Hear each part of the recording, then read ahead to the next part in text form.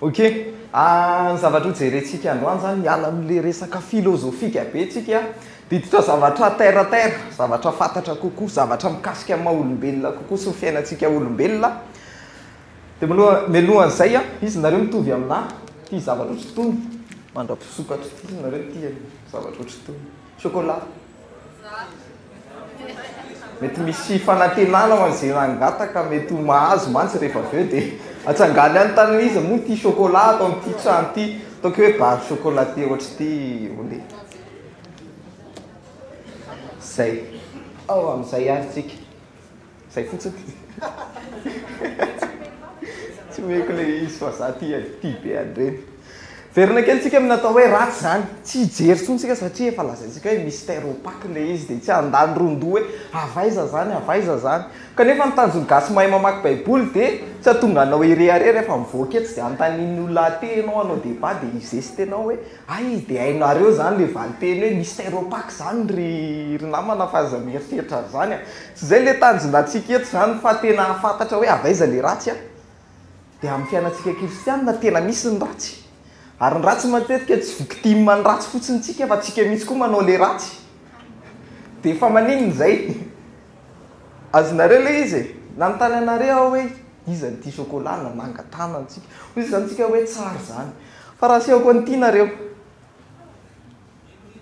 iza manana hafa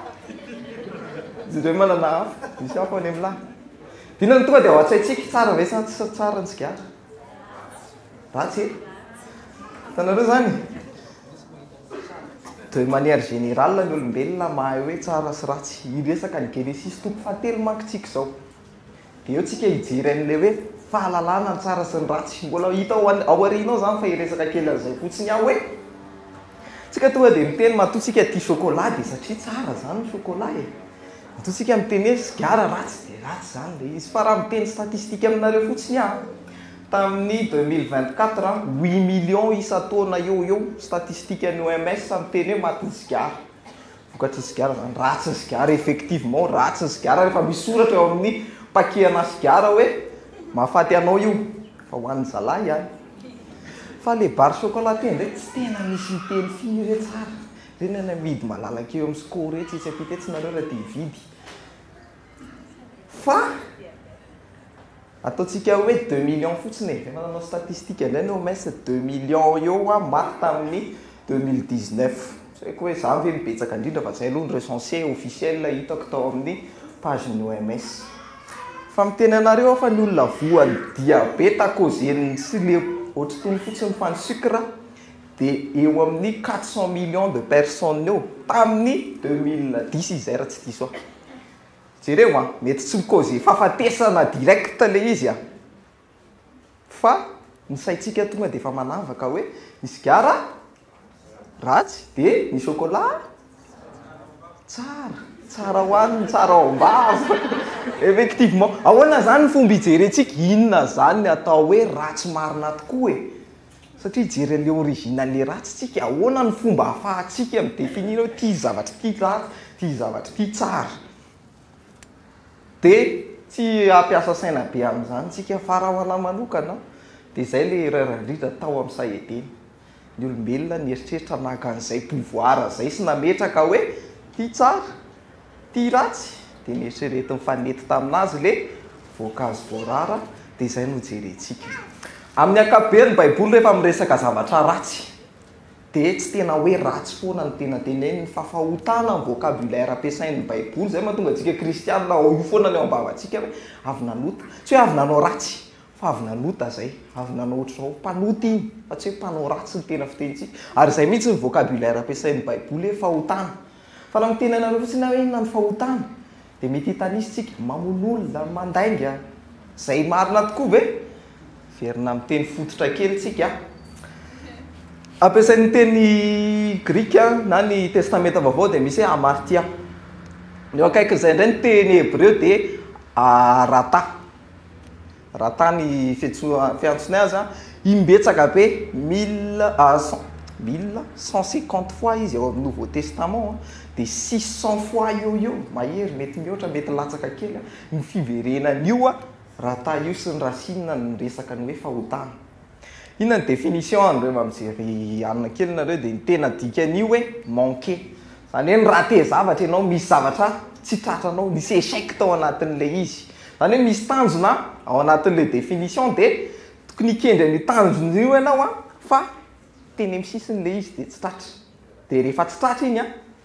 dia manoty ianao zay ny dikany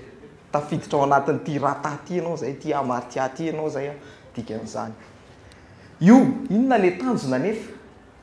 rehefa miresaka tsika ratsy rehefa miresaka tsika fahotana dia tsy afaka miala mihitsy fa misy idirany sitrapon'Andriamanitra foana io zany eo amin'io sitrapon'Andriamanitra io foana zany ny cible atsika une fois tsika miratean'ilay izy na nanakaiky kely fotsiny azy dia efa hors-jeu ianao zay tsy nahazo ianao zay ny dikan'izany a fa efa nanoto ianao a tsy nanaraka ny sitrapon'Andriamanitra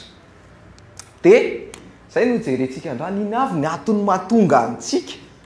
tsy makendra n'io tanjona io iny avy manosika atsika manao an'le ratsy e responsable ave tsika satsia afaka excuse tsika ve ty ratsy ataontsika ty sa ahoana ny fandehan'izy io a dia anankitelo rehefa miresaka tsika hoe ratsy en général dia ohatr'izao foana ny fahitan'ny olona azy indrindra ny kristianina rehefa miresaka hoe ratsy dia voalohany devoly zay a ile ratsy iny tonga dia tenentsika hoe mahatonga ny fiainana misy ratsy dia devoly zay fa arabasoa arabatsara misy resaka devoly amin'ny Genesis 3 ny faharoa indray rehefa miresaka tsika ratsy dia ny fahotana en général zay fa fahatelo farany rehefa miresaka tsika ratsy dia ny loza sy fahoriana mahazo atsika tsy zay ratsy zany reny dia ireo telo ireo mihitsy ny zavatra resahany Genesis 3 izay jerentsika tsy rairay izy zany a hoe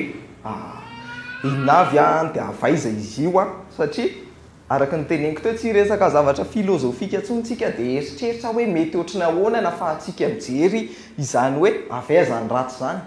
fa mijanona ao anatin'ny baiboly tsika ao amin'ny zavatra nambaran'Andriamanitra tsika isika directa dia ny ratsy voalohany seho a ao amin'io baiboly io dia Genesis 3 a donc anao parcours-n'io vetivety kely tsika ao anatin'izay a dia atombotsika amin'ny devoly io moa vao mamaky tsika influence n'ity apocalypse 2:27 ty tsika rehefa mamaky an'i Genesis 3 hoe ary nazera ozy izy le dragona ela dia ilay atao hoe dia ilay ilay menarana ela izay atao hoe devoly sy satana izay mamitaka an'izao tontolo izao dia nazera tamin'ny tany izy ary ny anjeliny koa niara-nazera taminy dia anytsika rehefa mamaky an'ity dia tonga dia mitenitsika hoe ary ny devoly dia fetsy no ny bibidia rehetra izay nataon'i Jehovahandriamanitra hoy izy tamin'ny vehivavy anka efa nataon'Andriamanitra hoe aza hinanana ny hazo rehetra ao amin'ny sa fa ora vehivavy tamin'ny menarana ny voan'ny hazo eo amin'ny sa dia azonay hinanana ihany fa ny voan'ny hazo eo avoan'ny sa kosa dia efa nataon'Andriamanitra hoe aza hinananareo na tendrenareo izany fa ndao maty anareo ary hoy ny menarana tamin'ny vehivavy tsy ho faty tsy akory anareo fa fantatr'Andriamanitra fa amin'izay andro hinananareo azy dia hiratra ny masonareo ka ho tahaka an'Andriamanitra nareo hahalala ny tsara sy ny ratsy eo zany tsika dia efa mametraka ny origine ny fahotantsika ity dia misy an'ity razoky ity zay ny iverenako amin'ilay izy voalohany hoe menarana ny resaka eto aza tonga tsika dia mandingana sy manao interprétation rehefa mamaky baiboly fa observe eo aloha dia ny observation antsika zay voasoratra ihany no tenentsika menarana aloha soratra teo a ok eketsika zany a ary hoy ny menarana ozy izy dia fetsy noho ny bibidia rehetra eo tsika tsinona dia afaka manana tsoka lesona evitentsika an'le erreur doctrinale zay nieritreretin'ny kristianina niezaka nanazavany izy izay nieritreretin'ny filozofy niezaka nanazavany ratsy sy ny fiavian'ny ratsy dia satria menarana dia lazainy eto hoe zavaboarin'Andriamanitra io zany na image io na inona dia zay voasoratra no nyraisintsika zavaboarin'Andriamanitra ny menarana ary matoa nataon'ny menarana dia zay ny tiantsindrina ao anatiny eo inona ny afaka tsy ho atsika amin'izay zany hoe miavile ratsy dia avy amin'ity fa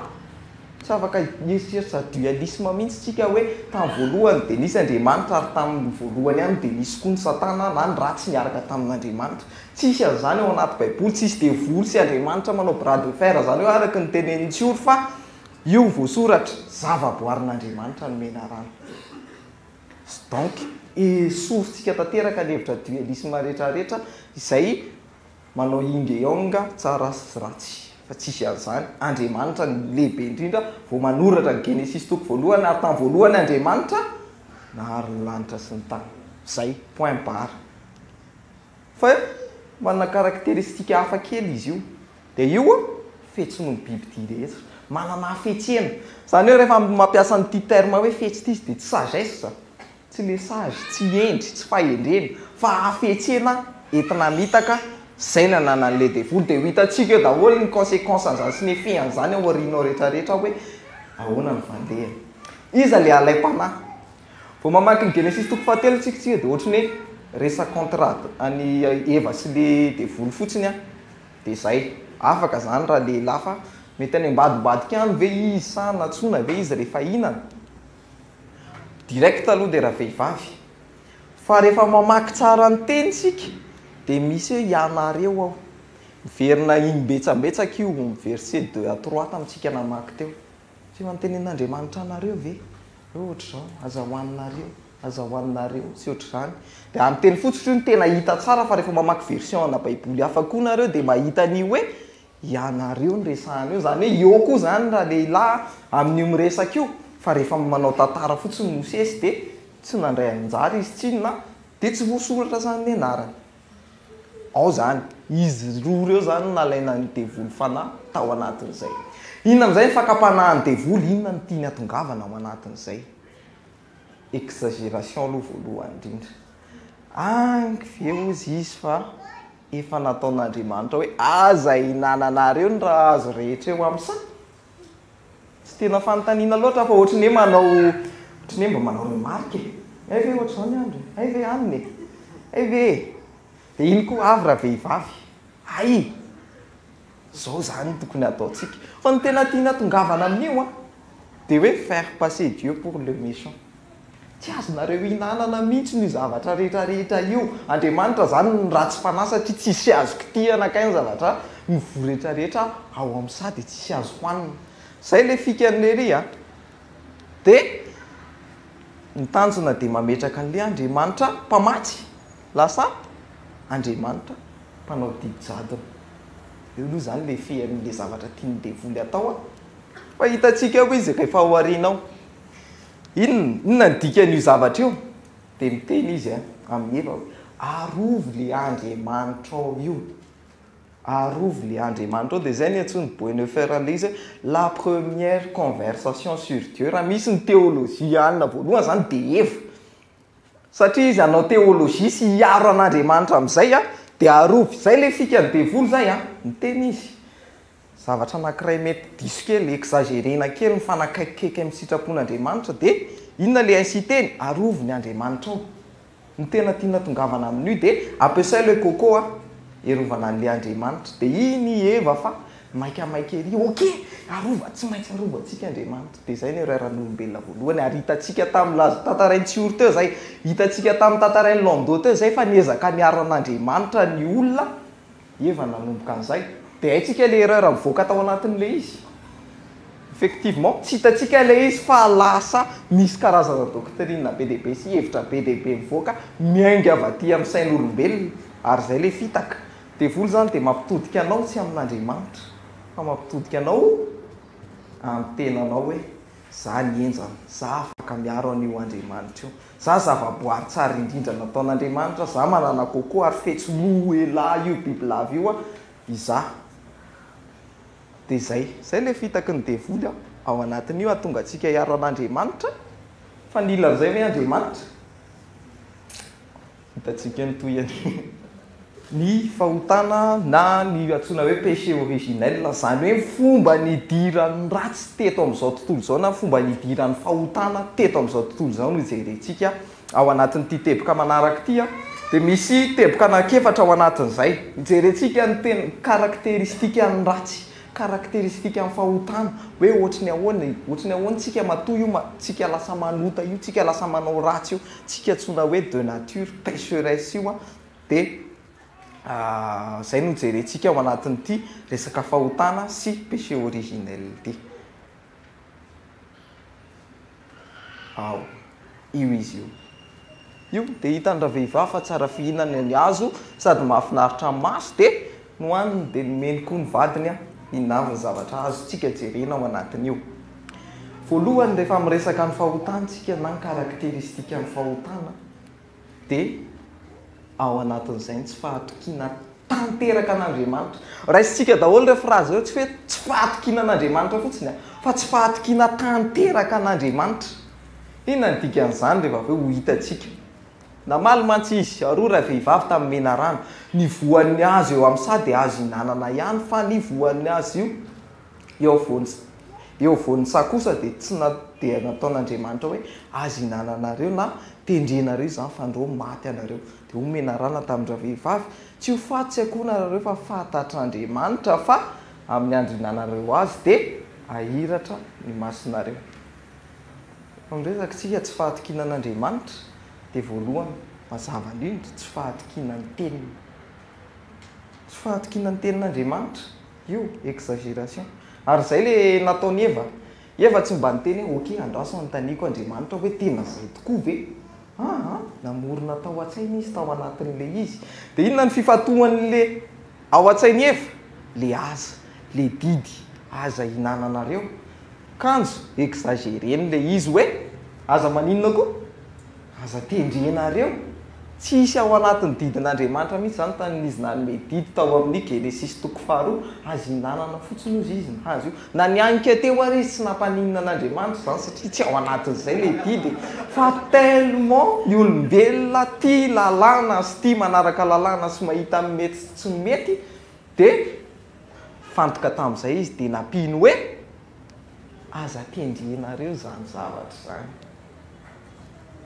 Ankoatran'izay tsy fahatokiana ny fikasana sy ny fisainan'Andriamanitra. Jereo hoe ny afa-tsy ny devoly ny devoly eto miteny hoe fa fantatr'Andriamanitra ozy izy. Eo ny afa-tseny devoly izany miseho amin'ilay zaho mahafantatra ny hevitra io Andriamanitra io, zaho mahafantatra ny mety amin'io Andriamanitra io sy ny eritreritra io Andriamanitra io. Dia inona nataony Eva? Miaro izy. Dia ozy izy hoe tsy ianao mahafantatra an'io fa zaho. Io tsy fahatokiana ny fikasan'Andriamanitra. Zao no tena tian'Andriamanitra amin'ny fiainako fa tsy izany teneninao izany ry devoly a. Dia io ilay fikasan'Andriamanitra hoe Andriamanitra mieritreritra zavatra tsara ho antsika foana. Fa ahodin'ny devoly kely tsika dia ozy izy hoe tsy tsara izany tadiavin'io Andriamanitra io amin'ny fiainanao fa mandraranareo fotsiny izy tianao didy jadona fotsiny izy tia hanjaka rery fotsiny io Andriamanitra io dia tafalatsaka amin'izay. Ary faharoa dia tsy fahatokiana ny maha-izy azy an'Andriamanitra mihitsy. Adininy hoe afaka izany eo amin'ny paradisa ao amin'ny sahetena Andriamanitra afaka mandehandeha eo afaka miantso anazy amin'ny fotoana rehetrarehetra angatahako hoe inona mety dia inona tsy mety ry tompo. Tsisy an'izay fa lasa izy miaro an'Andriamanitra teo amin'ny toeran'Andriamanitra miteny eo amin'ny toeran'Andriamanitra ianao ao anatiny. Dia izay tafalatsaka ao anatin'izay zavatra izay tsika olombelona. Dia io vokany lasa tsy mahalala an'Andriamanitra. Ny tsy mahalala an'Andriamanitra mihira tsy fahatokiana an'Andriamanitra. Ary haitsika misy boky ngambe tsy hoe momba tsy mahalala an'Andriamanitra atao GMNB afaka avatsitsiketsy na mijery ao am-pejy gasy mamaky baiboly tsika anao amin'ny YouTube mijery ohatra na moa le mahalala an'Andriamanitra fa le mahalala dia tia mafantatra sy manana fifandraisana aminy. Dia io amin'ny aingana avy amin'ny fahafantarantsika an'Andriamanitra sy faneraseratsika amin'ny tenin'Andriamanitra no ivoahany io hoe lasa mahatoky anazy tsika. Fa eo lasa tsy mahatoky anazy tsika ary lasa tsy mahatoky tanteraka. Io ny ametrahako an'ilay tanteraka satria eo amin'ny fiainantsika tsika dia mba miantso an'Andriamanitra ihany ne. Eo amin'ny fiainantsika tsika dia mba mitenany hoe raha sitrapon'Andriamanitra dia izay no atao raha ho ary dia ho ary. Misy fahatokiana kely ihany. Fa tsy tiantsika hiditra lalina amin'ny fiainantsika Andriamanitra satria tsika teo mahaleo teny. Teo mahaleo teny tsika amin'ny fiainana ary izay le sy teny devoly amintsika hitodika any amin'ny zaho. Izany hoe ny asan'ny devoly izany dia tsy hita tsy ohatran'ilay amin'ny film horreur hitantsika ireny iny dia ampitahotra dia misy an'ilay ohatra mivadibadika kely iny dia kriko ianao dia ohatran'ny nentanentana ny ao am-ponao dia matahotra be ianao. Mbola faible kely izany raha izany ny asan'ny devoly. Misy olona ary tia film horreur mihitsy dia mba tsy tia mentanentana mijery an'ireny. Ny asan'ny devoly dia nahatonga antsika tsy hahalala an'Andriamanitra, tsy hahatoky anazy ary mahatonga antsika mitodika amin'ny za io afantatr'andriamanitra fa amin'izany ny andro ihinananao azy dia ahiratra ny masinareo dia ho tahaka an'andriamanitra ianareo ka alala ny tsara sy ny ratsy dia eo nidirantsika amin'ity mahalala ny tsara sy ny ratsy ity misy fanontaniana maromaro mety afaka apetraka ao anatin'io inona ndika le mahalala ny tsara sy ny ratsy zay le hitantsika tamin'le afisy a tsy nalala ny tsara sy ny ratsy ve n'olombelona tamin'ny voalohany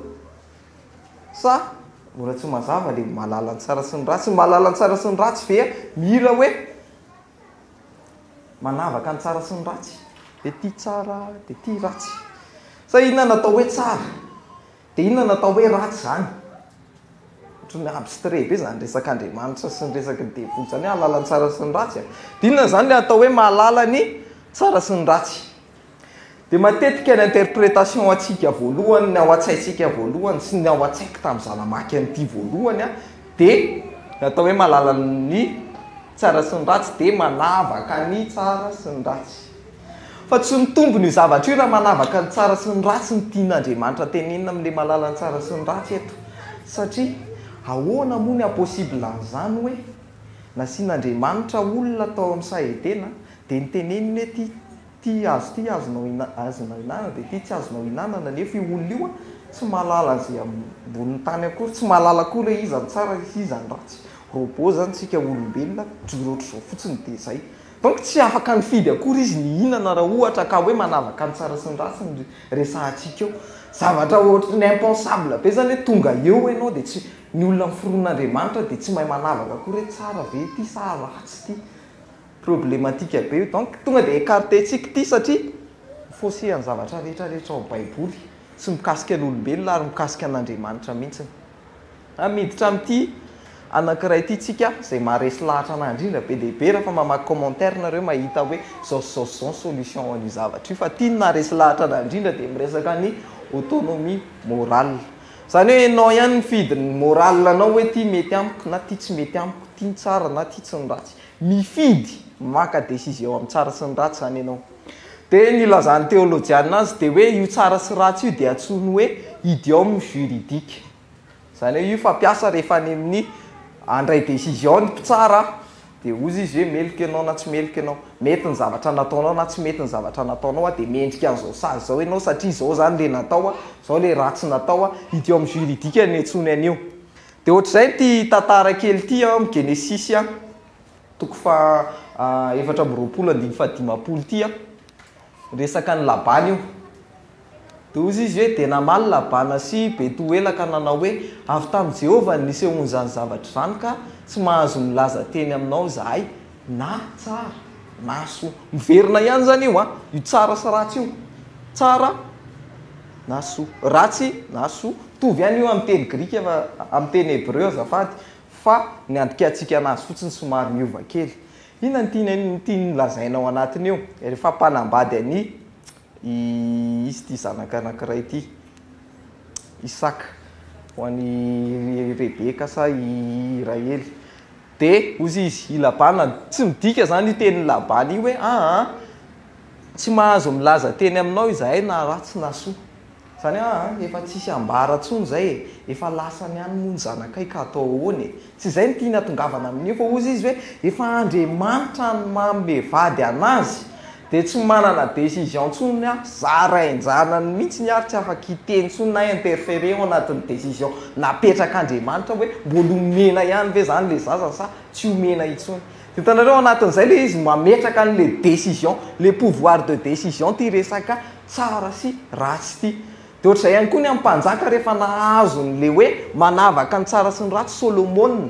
io nangatahany tamin'Andriamanitra de io pouvoir de décision hoe ahafahany mahita hoe mety ve ty décision ako ty ary raisiko arak'izay satria za mpitsara mpanjaka de zay ny dikan'io idiome juridique io ao anatin'le izy hoe mandray fanapa-kevitra zay tsara indrindra ao anatin'le izy fa tsy hoe manavaka ny tsara sy ny ratsy foty de ty tsara ty ratsy fa misy décision en tant que mpanjaka sy mpitsara izy a tsy maintsy mamoaka didy izy hoe ty didy ty zany mety fa ty didy ty tsy mety donc io zany indépendance sana décision rehefa hoe hazo fahalalana tsy ny tsara sy ny ratsy ka hitovy an'Andriamanitra de io Andriamanitra neny mametraka hoe ty tsara ty ratsy dia tsika nefa naka an'izay pouvoir zay hoe aleo fa raisinay zay fahaleovateny zay a dia io ianareo ihany no Andriamanitra reo, tsika ihany no Andriamanitra tsika, satria zay ny tenenao verset 22 amin'ny Genesis 3 io hoe efa indro fa tonga tahaka atsika ny olombelona ka mahalala ny tsara sy ny ratsy, zany hoe maka décision izy hoe ty metimety aminah dia ty tsy mety aminah. Nefa Andriamanitra rehefa naharin'izao tontolo izao dia natombo tamin'ny andro voaloha, faharoa, fahatelo efa mipetraka daholo ny zavatra rehetrarehetra hoe reo ny hitako fa mety anareo olombelona. Andro fahaenina farany izy vao nahary ny olombelona hoe ok, efa eo daholo ny ampy dia eo ianao zany mijoro. Fa ny olombelona mitady zavatra encore plus, toujours vouloir plus, aiza foana, plus foana. Enareo hoe ty tantarany Adama sy Eva sy Steve ty hira narazoky Benjamin Lek ny anarany titrany hoe Steve. Mijerenareo amin'ny YouTube dia enareo jetlis izy tsy tena miraha zany loatra fa izy nahita tao anatin'ny tantarany Adama sy Eva io hoe ohatran'ny mampime ndao ne jerentsika ozy izy je sais que la Bible n'est pas parfaite. Io zany to dia efa miendrika hoe tena jetlis izy sy nandrarainy fivavahana kristiana sy ny doctrine de la Bible any fa zay fotsiny. Car elle a laissé une personne de côté. Il y avait Adam, il y avait Ève et il y avait quelqu'un d'autre dans le coin. Oui, je crois que son nom était Steve. Il traversait le jardin quand il a entendu un serpent murmurer à Adam: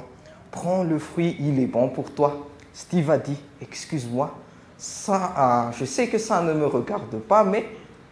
veux-tu bien m'écouter? Il a dit: je ne te mentirai pas, tu ne devrais pas aller vers cet arbre. Le serpent sait que la pomme vient d'une graine interdite. Tu veux ce que tu ne peux pas avoir, alors que tu as toutes les choses dont tu as besoin. Il a dit: attends, ne te laisse pas berner par le serpent, ne risque pas tout pour juste goûter. Ça y est, il veut avoir tout, tu as toutes les choses dont tu as besoin, mais tu veux avoir plus. Mbola te zavatra ihany dia ao anatin'izay io fahaleovan-teny io misy an'ity théologien somary compliqué ty izy allemand ngamba raha zoko ty miteny hoe l'insinuation du serpent osait la possibilité de extension de l'existence humaine au-delà des limites fixées par Dieu à la création. Hoe ny olombelona zany ozy izy ny devoly dia afaka mivelatra kokoa afaka mihoatra ny limite izay napetrak'Andriamanitra ao anatin'ny création. Dia tsy izay hoe nihitantsika conséquence amin'izao vanim-potoana iainantsika izao, manao ny LGBT, inona ny zavatra rehetrarehetra tiany olona contrena rehetrarehetra ty amin'izao, mihoatra ny limite izay napetrak'Andriamanitra io tsy tia hijanona ao anatin'izay tsika, tia aleo tena foana tsika ao anatina décision. Dia zay ny teneny eo, une augmentation de vie, non seulement dans le sens d'enrichissement intellectuel pur, mais aussi dans la familiarité avec le pouvoir sur le mystère qui se trouve au-delà de l'homme.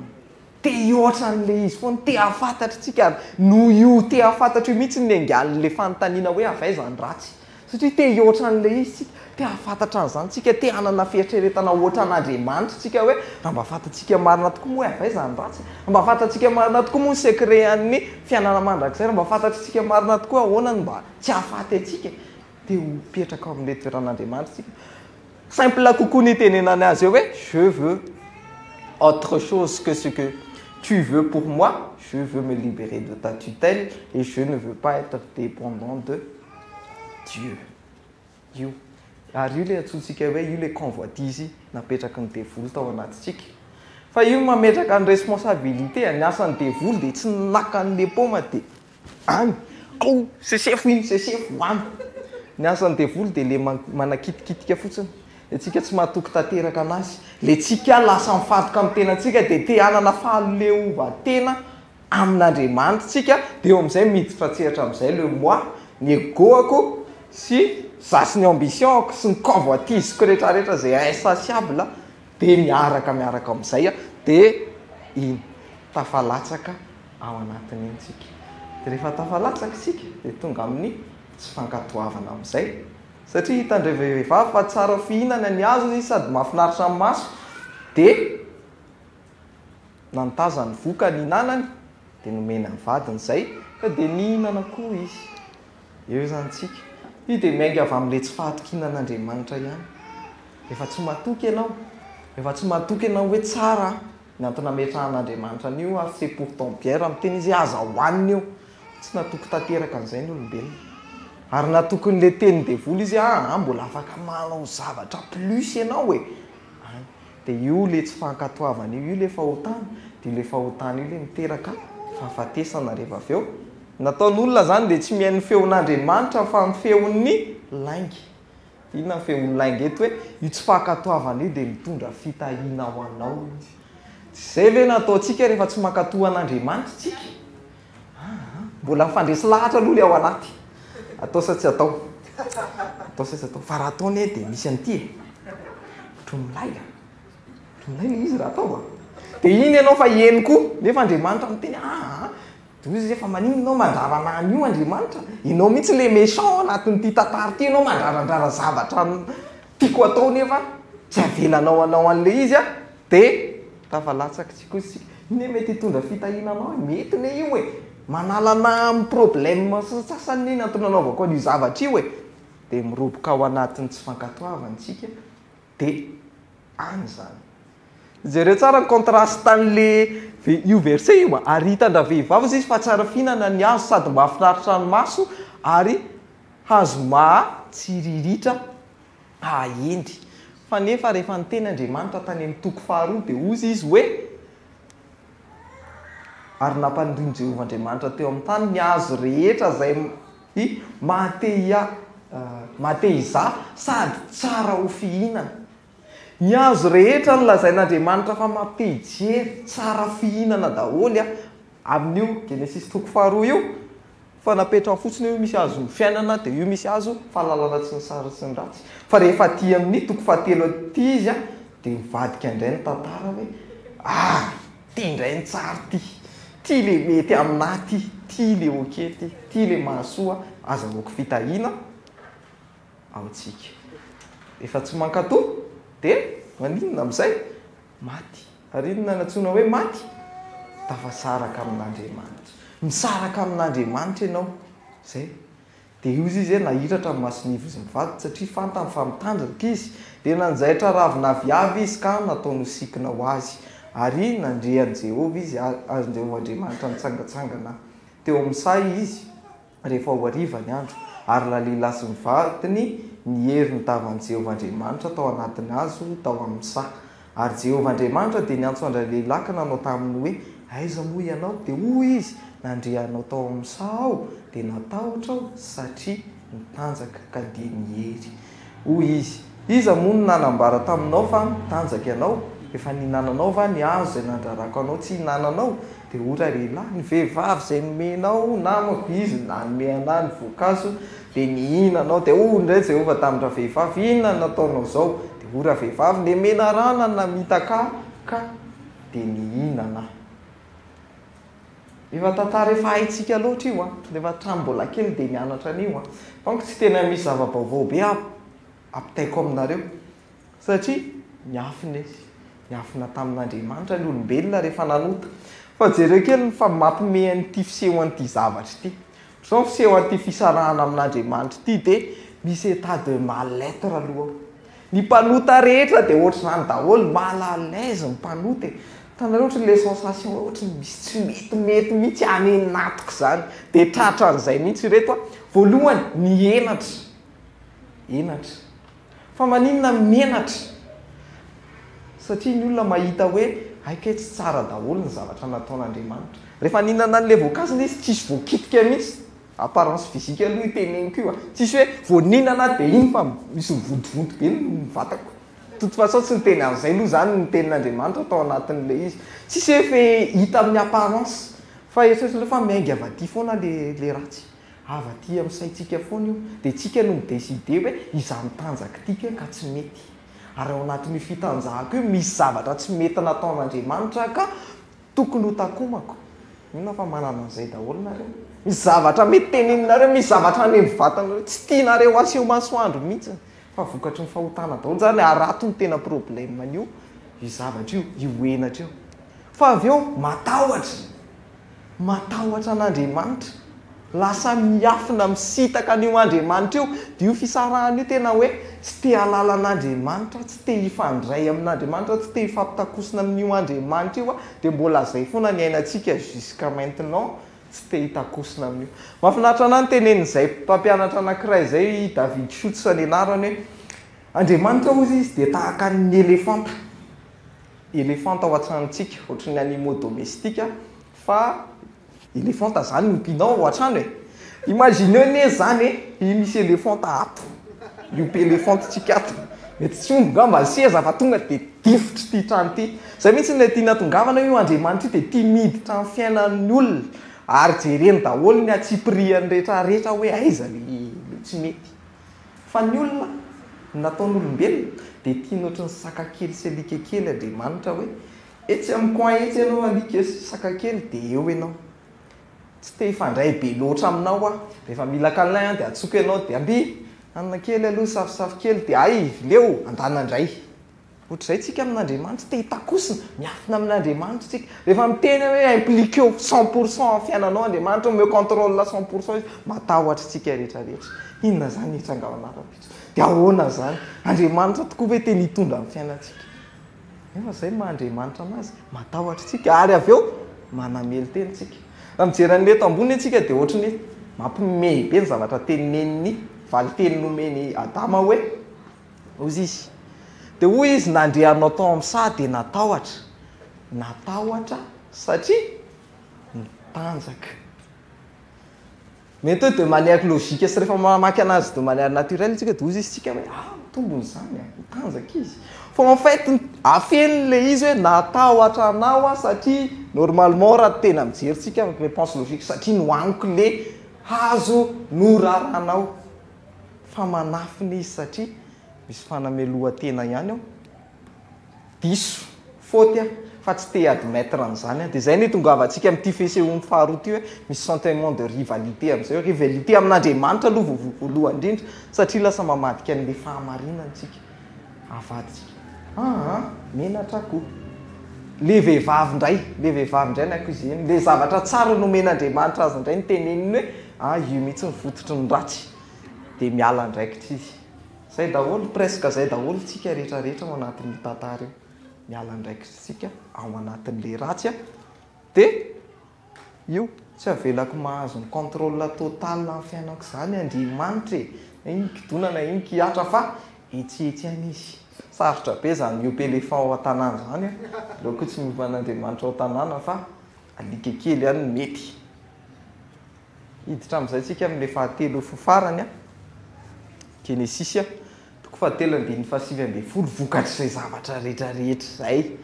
dia ozy izy Andriamanitra hoe ny atsembohan'ny tavanao ozy izy nazahoanao hanina mandra-pivelomanao ary any amin'ny tany fa tany lanalananao fa vovoka ianao ary averina ho amin'ny vovoka indray ianao io tonga ny fahoriana nanomboka teo dia tonga le fahoriana io koa le ratsy fahatelo tenintsika hoe io le ratsy mitranga eo amin'ny fiainantsika ihany koa dia izay ny tantaraina teo ahory izy tamindra vehivavy be dia be ny fahoriana nao ao indrindra raha manananaka ianao ary fahoriana no hiterahanao zanaka ary ny vadinao no hianteheran'ny fanirianao ka izy no anapaka anao ary hoy izy tamin'ny Adama satria ianao neny feon'ny vadinao ka nihinana ny azo izay nandrarako anao hoe azy hinananao zany dia voaozona ny tany no nataonao fahoriana no hinananao ny vokatra amin'ny andro rehetra iainanao ary anily tsilo sy elo anao izy ary hoaninao ny anana famboly ny fahatsembonany tavanao no azonao hanina mandra-pivelomanao any amin'ny tany fa ny tany nanalananao fa ho vovoka ianao ary verina ho amin'ny vovoka indray. Eo zany tsika mahita ny origine amin'ny fahorintsika rehetrarehetra amin'ny fiainantsika io hoe avaizy io dia mazava aloha ny tenenin'Andriamanitra eto hoe fahoriana dia nataon'Andriamanitra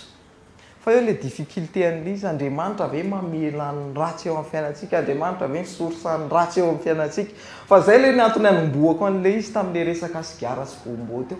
fa tsika mantsy manana tendance tonga dia mitsara hoe ty zany tsara dia ty ny ratsy. Rehefa mijery ny guerre rehetrarehetra ao amin'ny ancien testament ianao fandringanana nataon'Andriamanitra amin'ny fomba feno bibiny satria tena vonoina ny olona ary tsy kisendasendra eo ary tsika mino fa baiboly dia tenin'Andriamanitra ka marina ara-tantara dia ny tena zavatra nisy zany hoe olona ny rahan'Andriamanitra mono olona anankiray hafa indray dia tsara hoe zany sa ratsy. Amin'ny fijerinao mahaolona io dia ozy izy ianao hoe ratsy kosa rangaha zany fa amin'ny fijerin'Andriamanitra zay ny antony fihentsika amin'io Andriamanitra io foana tsy avelantsika io isaitsika hoe mibaiko an'io fa vao isaitsika no velantsika mibaiko dia hitantsika ny conséquence tahaka ny conséquence tany amin'ny efa. Andriamanitra no avelantsika mamaritra ny tsara sy ny ratsy sy mety eo amin'ny fiainantsika fa ny fika dia ao amin'ny baiboly io ihany dia ny baiboly no miteny hoe zay ny tenenindra vehivavy ataoko fahoriana be dia be. Andriamanitra no nanao an'io. Raha mitady faute zany nareo ry vehivavy ka miteraka olo afa-tsy vehivavy dia mety mbola miteniteny eto afa rehefa mety tratrany koa mafy any fa zay Andriamanitra no nanao an'io. Nataon'Andriamanitra sarotra iainana ny tany vokatry ny fahotana fa zany tsy midika hoe niala izy fa teo foana izy. Fa inona teo foana izy mba hahafantaran'ny olona hoe inona marina tokoa moa ny tena ilaina. Satria ianao zany mieritreritra ny tenanao indépendant dia ataovy ary fa tadidio fa amin'ny fotoana anankiray ianao dia hita hoe ay tsy mitondra maka izy ity, ay tsy mandeha maka izy akory ny ary mavita nyzaozao ary na zaozao ny farany io dia tany ianao dia verina tany ihany, vovoka ianao verina vovoka ihany. Zay nefa raha ny tantara haitsika fa précision koa tsy misy pasadisa ntsony eto an-tany ny dikan'ireny fahoriana reny sy nanozonan'Andriamanitra an'io saideny io. Ny tany moa zany fa tsy saidena fa saidena efa nakaton'ny anjely tamin'ny verset 23-24 tsy eto ntsony ny paradisantsika manantena an'ilay zavatra tsarantsika dia le any an-danitra zay karakarain'Andriamanitra ho antsika. Zay koa ny dikan'io hoe ninona ezaka ataonareo eto dia verimainy zany zavatra zany fa tsy aza manantena an'le eto zany ianao, tsy manantena an'le fiadanany eto zany ianao fa any amin'i Jesosy Kristy any an-danitra any no misy ny tena izy, ao aminy any no misy ny fiainana. Dia ty asan'ny apôstôly ty mahafinaritra anany filazany an'le izy hoe ito tsy na asan'ny apôstôly ty toriteny nataon'ny Petera rehefa aloha après nilatsahan'ny fanahy masina izy dia niteny an'ity hoe ary nisy fahagagana eny amin'ny lanitra ambony ao izy sy famantarana amin'ny tany ambany dia rà afo ary zavy-misetroka dia ny masoandro ampidiana ho aizina ny volana ho rà alohan'ny atongavany andron'i Jehova dia ilay sady lehibe ny malaza ary nazovo izy izy miantsona anaran'i Jehova dia hovonjena. Ny antony fahoriana reny reto dia misy aspect anankiroa foana ny fahoriana ataon'Andriamanitra amin'ny fiainana. Voalohany fitsarana satria Andriamanitra marina sy masina izy dia tsy maintsy tsarain'Andriamanitra ny ratsy rehetra dia misy fitsarana eo amin'ny alalan'ireny fahoriana sy loza rehetrarehetra ataon'Andriamanitra reny. Anareo ny jinio tsara ny baiboly io rehefa manao fitsaran'Andriamanitra dia misy fahasoavana foana ao ambadik'izay. Efa mijerytsika ny tantaranao fitsarana ny deluge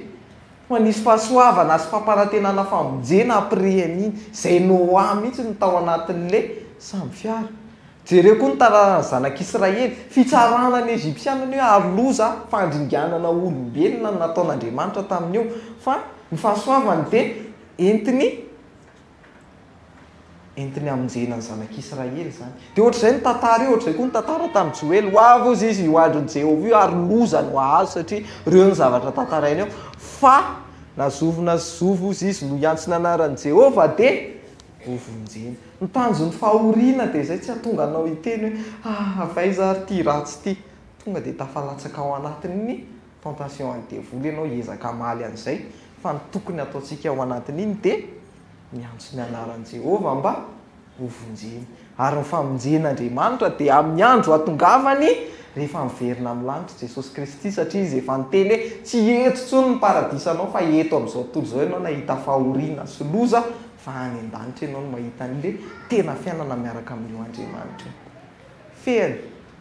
ny anton'izay zavatra rehetra izay manintsika mijery hoe avaiza ny ratsy fa ahoana ny ratsy dia tonga antsika tonga amin'ity sambatra ity.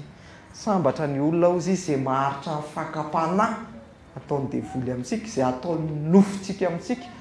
fa rehefa voazatoetra izy dia andray sady voninahitra fiainana izay nolazain'ny tompo omena izay tia azy. Ao zany ny antony fampianarana ity hoe aiza ny ratsy dia ahoana dia raha hainao ny ratsy ary dia maninona rehefa tsy tonga amin'ity hoe fahasambarana apetrak'Andriamanitra ity tsika hoe isika afaka mikontrer amin'ny ratsy tsy amin'ny alalan'ny herin'ny tenantsika fa amin'ny alalan'le naparesy antsika azy dia ao zay tsika fehiny rehefa hitantsika eto hoe ny devoly makafana mitarika antsika ho amin'ny ratsy mitarika antsika ho amin'ny tsy sitrapon'Andriamanitra ary io réalité io ary mbola tantarain'ny Paoly io hoe edivantsika amin'ny fanahy eny amin'ny rivotra dia mampiasa tazony daholo ny fitaovam-piadiana ara-panahy fitaovam-piadian'Andriamanitra rehetrarehetra satria mbola maniditsidina eny io devoly io ary ny fomba fiasany dia tadidio fa ohatrin'le teo mihitsy atonga antsika tsy atoky tanteraka an'Andriamanitra atonga antsika aleotena atonga antsika tsy ankato ary atonga antsika hisaraka sy tsy impliqué an'Andriamanitra amin'ny fiainantsika. Zay ny tena anjara asan'ny devoly io kanefa ihany koa mbola misy problème en plus n'izay dia tsika olombelona mihitsy fa tsy afaka rejetentsika any amin'ny devoly foana isakin'izay misy ratsy rehetrarehetra dia anaovy délivrance mampalahelo indray le devoly raha izay nataonao fa satria tenenin'ny Paoly hoe Romanina 7 dia ratsy daholo ny olombelona rehetra. Oy, zany zao dia efa ratsy. Mpanota daholo ny olona rehetra ary ny rehetra amin'ny olona dia ratsy avokoa satria tsy misy olona vao mifoha maraina dia mitany an'Andriamanitra. Rehefa mihetsika izy dia ny hanao ratsy foana izay nataon'ny olona. Fahasoavan'Andriamanitra matoa ianao mbola mieritreritra zavatra tsara kely eto amin'ity fiainana ity. Ary miteny izy ny aton'ny fahoriana dia jereo tsara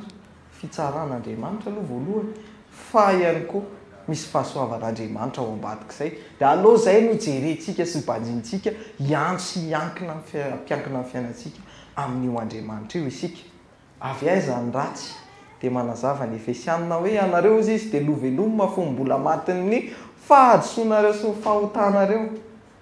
izay nalehanareo rehefa araka fomba zao tontolo zao araka ny mpanapaka sy ny fanjakana eny amin'ny rivotra dia ny fanahy izay miasa ankehitriny ao anatin'ny zanaky ny tsy fahamarinana eo amin'ireny hitonjantsika tena fahiny tamin'ny filan'ny nofontsika ihany koa ka nanaovantsika ny daniny nofo sy ny saina ary araka ny toetsika dia zanaky ny fahaverezana toy ny sasany ihany koa isika. Avaiza ny ratsy dia tantarainy tsara avy amin'izao tontolo zao zay mi-influencer antsika io ratsy efa niditra teto amin'izao tontolo zao mi-influencer antsika anao ratsy encore plus dia ny fanahy ihany koa ny devoly izay manao makafanahy antsika isan'andro fa ny lakile an'io dia tsy mifirahirahantsika hoe devoly io dia miala amin'ny anaran'i Jesosy. Raha hitantsika le problème teo hoe fomba fiasan'ny devoly dia le atonga anao tsy halalan'Andriamanitra dia ny lakile an'izay zany tsy hoe miala ny devoly amin'ny anaran'i Jesosy fa midira Jesosy amin'ny alalan'ny famakiana ny tenin'Andriamanitra sy fandalianantsika lalana an'io ka zay ny antony nisy ny GMMP mba ahafahanao fantoka tsara amin'io fahalalana an'Andriamanitra io any le point ahafahantsika miady amin'ny ratsy satria ozy izy Paoly hoe aiza izy teo indrisy olona mahantra ozy izy nanafaka amin'ny tenany fahafatesany ity misaotra an'Andriamanitra ozy izy amin'ny alalan'i Jesosy Kristy tompontsika koa raha ny amiko dia mankatony lalana an'Andriamanitra misaiko fa lalany ota kosa amin'ny nofoko. Zany hoe Paoly eto efa tonga saina hoe za ozy izy dia miezaka ihany ao an-tsaiko manao ny tsara fa le tenako malemy dia isaky mba mieritreritra kely aho manao ny tsara dia le contraire indray nataoko lasa entin'le nofoko indray manao ny ratsy. Inona zany tokony nataoko ozy izy asiako mafy ve ny tenako mba hoe hijalijaly dia amin'izay mba tsy hanao ratsy? Non, misaotra an'Andriamanitra ozy izy. Io fahasoavan'Andriamanitra ihany amin'ny alalan'i Jesosy Kristy satria ohatr'izao le planina an'Andriamanitra tao anatin'izay ampifandrafesika anao sy ny vehivavy ary ny taranakao sy ny taranany izy hanorotoro-lohanao ary anao kosa hanorotoro ny voditongony. Zay ao amin'i Jesosy Kristy le lakile an'le izy dia izay namarana antsika anazy amin'ity hoe fahasoavan'Andriamanitra ihany sy fitiavany lakile fa Andriamanitra izay manan-karena amin'ny famindrapo noho ny haben'ny fitiavany izay nitiavany antsika na dia folom-bola maty ny fahadisoantsika azy isika dia nahavelony tamintsika niaraka tamin'i Kristy fahasoavana ny namonjena anareo ary ny niara-nitsangana isika ka niara-nipetra ny tao an-danitra ao amin'i Jesosy Kristy mba asehony amin'ny andro ho avy ny haben'ny haren'ny fahasoavany amin'ny fahamoram-panany amintsika ao amin'i Jesosy Kristy. Fa fahasoavana namonjenanareo amin'ny finoana ary tsy avy aminareo izany fa